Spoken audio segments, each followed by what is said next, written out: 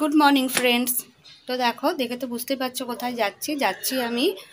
খুব দরকার তাই বেরোচ্ছি, তা নাহলে আজকে আর বেরোতাম না। যাচ্ছি ওষুধ আনতে যাচ্ছি, ওষুধ ফুরিয়ে গেছে আর আজকে কালকে হলেই হয়ে যাবে। তো আজকেই নিয়ে আসি, ভালো লাগছে না যেতে। আর রোদটাও খুব উঠেছে, সাংঘাতিক রোদ উঠেছে, একদম ভালো লাগছে না। ভাবলাম যে আজকে বেরোবো না, কিন্তু বেরোতেই হবে, কারণ ওষুধটা আমার খুব দরকার। আর এমন ওষুধ লিখেছে ডাক্তার যে ধারে কাছে কোনো ওষুধের দোকানেই পাওয়া যায় না। আমাদের এখানে খুব কাছে ওষুধ দোকান আছে, ওষুধের দোকান, তো ওখানেও হয়তো পাওয়া যাবে না।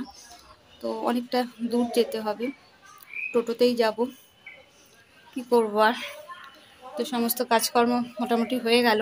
তো একজনকে আনতেও দিয়েছিলাম ওষুধটা, তো উনি বললেন যে পাওয়া যাচ্ছে না, মার্কেটেই পাওয়া যাচ্ছে না ওষুধটা।